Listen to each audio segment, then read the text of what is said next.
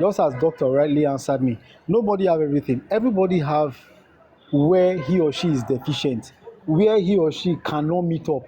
So when it has to do with emotional safety means that I can trust you with my weakness, and I will not be afraid. For example, there are people that I can make mistake close to you, and I will not feel intimidated. I will not feel I will not feel less of myself.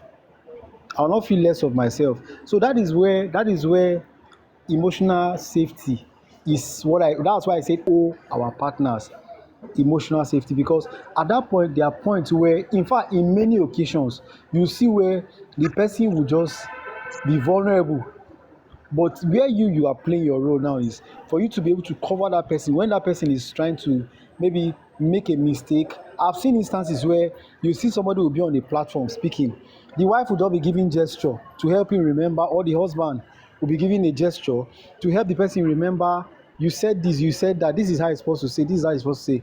So there you know that, this person, he in this particular point, he or she may not be able to recall, or may not be able to stand his ground or her ground in that side. Then on the side of family again, there are families where some partners will become may just open some deep secret of their or both of them to the other person. But emotional safety means that even when that person is being drawn out, you have the emotional safety to say, this person may have done this thing, but it doesn't mean that I will reject this person. Because emotional safety does not necessarily mean that you are denying the person's weakness. No, Mm. you are not denying the person's Yeah. weakness, but you You're are just saying, I love your weakness, I admire your weakness. Even we with your can journey weakness, through this I together. still choose you over every other person. That is how me I see how we can provide emotional safety. You are saying this person's weakness, I have seen it front and back, but I still choose you. I still choose you. So, like, my sister was asking, she said, what about when the weakness is more than the strength? I believe that when you begin to see people's errors or weaknesses more than their strength, it means that you are being selfish. Now let me explain. When I say you are being selfish, it means that the truth is, if I want to be looking at somebody's weakness, you will see 1,001 reasons why that person is not qualified. When you focus on looking at people's weakness, you see 1,001 reason, and maybe it may be due to the fact that maybe that person has offended you, the person has offended you countless times. Now you now get to that point where you are now irritated by the person's demeanor. Maybe anything the person does now you feel is not correct, is a weakness, or you can use the person's past to judge that person. But I want to say, the more we look at somebody's weakness, the more of your own weakness you We get to see, develop. because at that point it means that you are thinking more about yourself than what you and that person share. Let me mute my mic for now. Thank you very much.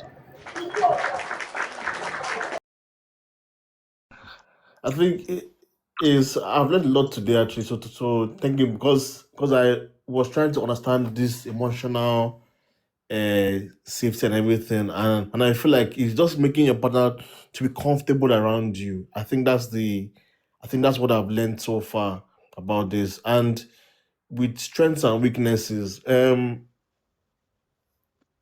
your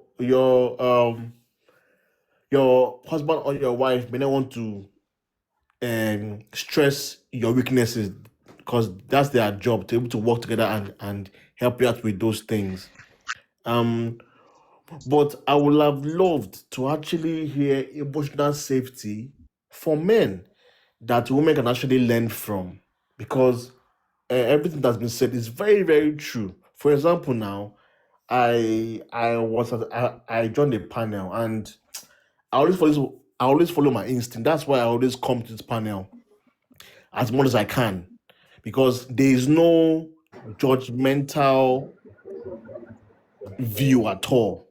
And let me give an example. There was this lady and another lady there, and I was telling this lady that, for example, if if my wife is crying about something, I don't know what to do. And those ladies, they kind of say they kind of started coming up and saying, "Ah, why are you like that? Why do you think like that?" I said, naturally, men don't know what to do when women start crying. And they started saying, "Oh, that I'm someone that is damaged, that I need help." And I was like, naturally, it's not the way I am built, because I don't know what to do. Because like now, if my fellow guys are crying now, we'll just let them cry. And afterwards, we'll not say, "Oh, God, don't worry, it'll be okay, it'll be fine." But for ladies, you can't, I don't know what to do. And it was unfortunate that it was only one woman that is married that understood what I was saying. And it just made me feel very, very like, now wow, this life for man is hard though. Because a man cannot tell you his possible view. And I said, oh, look, men can learn. Because like now, if a woman is crying now, I'm still shocked, because I'm like, oh my God, this is something that I don't know what to do about. But I've learned that, you do your possible best as a man to try to console her. But when my guy friends are crying, we don't console them. We don't do that. But that's another sign of emotional safety, whereby men can generally ask questions of women, that they will actually say the answer, and not that it will be a trap.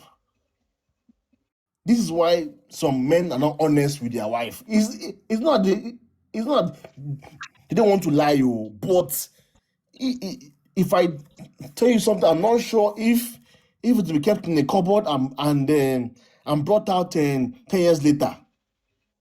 Do you get it? So it's a very tough thing, because that's why I brought the question, because the question is very, very broad, huge, very, very broad.